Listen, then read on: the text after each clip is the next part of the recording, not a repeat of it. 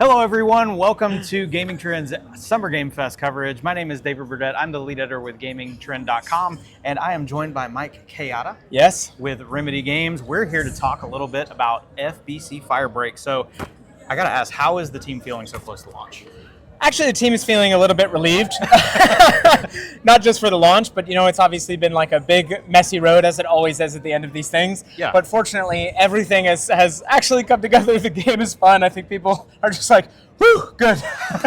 Almost done. Okay, so yeah. Obviously we've played it, we've done our preview, we've actually talked before Yeah. about the game, but I want to know a little bit more like, what's your favorite build or loadout to choose when you're playing?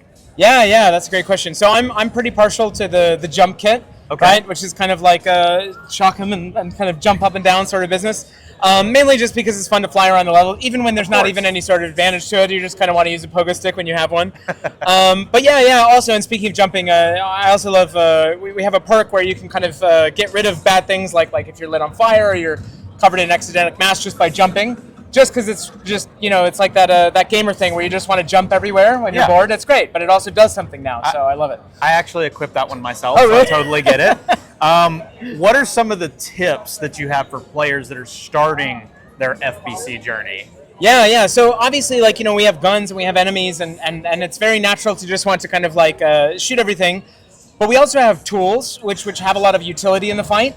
And actually, the people who really succeed in this game get into the flow of kind of switching between their tool and their gun to kind of take down large groups of enemies. So the number one tip starting to play this game is don't forget that you've got kind of like two primary weapons, not just the gun. Okay, yeah, we noticed that when we were playing in our 2 hours. It was, okay, I should probably use this splash kit to knock them down, get them wet so that it's easier to take them out. Yeah, it makes a huge difference. And there's a lot of team play, of course, there too. You get them wet and your other guy kind of shocks them, and yeah. A lot of that happened. So obviously, anything that we should unlock first when we're going through this. Yeah, I guess it really comes down to some personal preference. Right in the beginning, you get a grenade, which is nice, and then after that, it's kind of all about getting your kit up to speed really quickly. For example, speaking of the jump kit I was just mentioning. When you start, it's kind of like a defibrillator plate on the end of a pogo stick. You start, you can kind of zap stuff, but the minute you upgrade it just one time is when you get the bounce, and it's so fulfilling. And then the splash kit, it's the same thing. You can kind of charge up these big globules of water, but once you upgrade it just one time, you can turn this crank and make it into a Gatling gun. And so I would say absolutely first thing you should go for. Okay, awesome. Well, what's the funniest thing you've seen a player or dev do in the game so far?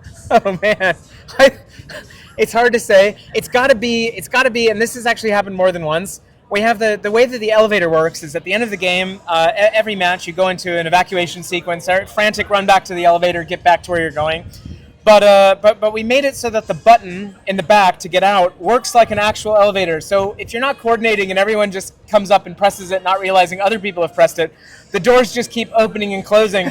And then every time that they open and close, there's a chance that the button actually breaks, and then you have to stop and fix it. And man, watching people just trying to do it is it's such a perfect recreation of actually when you're in the elevator with strangers and just no, don't press that, just wait for me. It's just every time, man, I lose it every time I watch it. That makes it even more funny because I know when people are getting on that elevator, they're in a panic because they're being chased. Exactly. There's probably a ton of humongous enemies trying to get them, and they're just hurry. And we were so on the fence about including it in the game because everyone who plays it was oh, is this a bug? And we're no. No, it's not. That's great.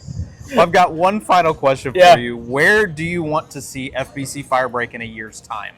Oh, well, obviously most popular game on the planet. No, what we'd love to do is kind of see people, they know Remedy, they know the great games that Remedy has made, big single-player, narrative-focused experiences, and that's awesome, and we're going to always be that, we're going to continue to be that. But what I would love is a year from now to no longer hear that, oh, this isn't a type of Remedy game, right? I'd love people to say, hey, look, this is also a type of Remedy game. Remedy can also deliver on this experience. Yeah, we're a little newer at it, and we have a lot to learn there, but at the same time, one of the biggest goals for me in this project is just kind of expand the embrace, and just get more people into that big connected universe and enjoy our games. Awesome. Well, I can tell you here from playing it, it is very unique and it is made in a way that only Remedy could make a shooter. So make sure you go and check out FBC Firebreak. It releases June the 17th. You got it. That is correct.